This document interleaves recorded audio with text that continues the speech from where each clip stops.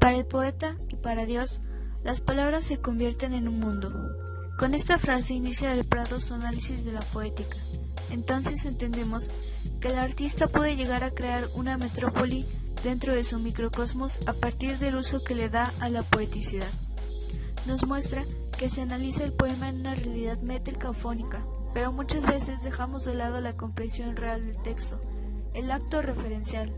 La película de Fritz Lang tiene como referente una lucha de clases sociales, marcada mayoritariamente desde el comienzo de la Revolución Industrial, una sociedad capitalista donde el trabajador llega al extremo de la deshumanización. Todo esto lo refleja a través de una expresión subjetiva y poética, una clara muestra del expresionismo alemán. Según el texto, la poesía puede construir los espacios verdaderos de la realidad con los falsos espacios de las palabras comunes, y el lector puede tomar posesión de dichos espacios construidos. Su existencia es una verdad, creada, extraída de la nada por el poder de la palabra. Es una poeticidad construida sobre el elemento fónico, independientemente de su nivel de existencia. Metrópoli no existe, es una situación imaginaria, en un mundo totalmente distinto en el que el autor quiso hacer referencia a una situación real, que son los distintos tipos de sociedad, en las cuales los ricos se aprovechan de los pobres, tratándolos de manera injusta. En la película esta situación la interpretan de una manera extrema, y aunque la película es muda, el espectador puede interpretarlo.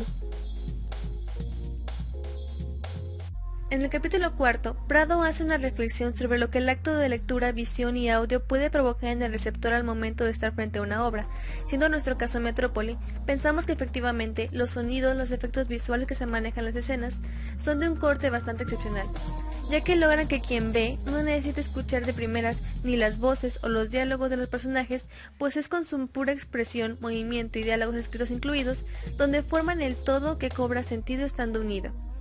La temporalidad y atemporalidad representan para Prado un elemento importante en la recepción de un texto, ya que es en la asimilación de estos cuando el lector puede comprender y sentir la obra con base a su contexto actual, pero sin abandonar la conciencia del tiempo real en el que se creó la obra.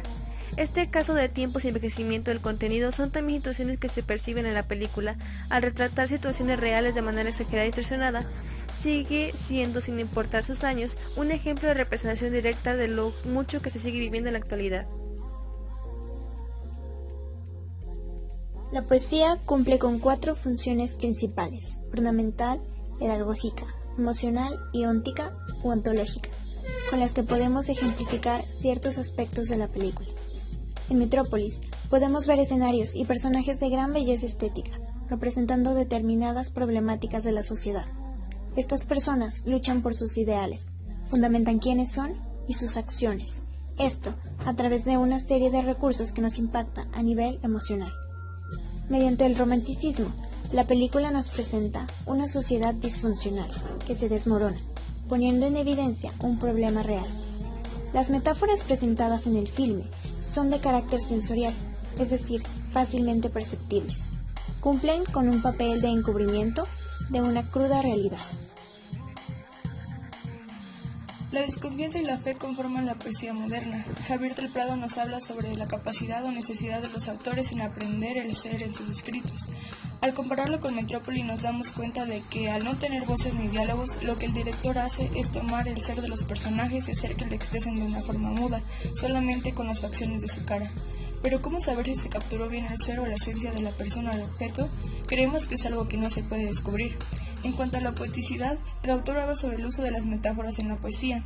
Metrópoli es en completo una metáfora en contra de la lucha de clases, y al igual que la poesía, sin tener un aspecto auditivo ni sonoro, tenemos que comprenderla al hacer un análisis profundo, esto usándolo como una función emotiva, ya que lo que se espera es que experimentemos más allá de los sentimientos. Sin embargo, a falta de música que es capaz de significar espiritualmente las cosas como dice Del Prado, es que posiblemente no siempre se logre la comprensión de la poesía y su metáfora.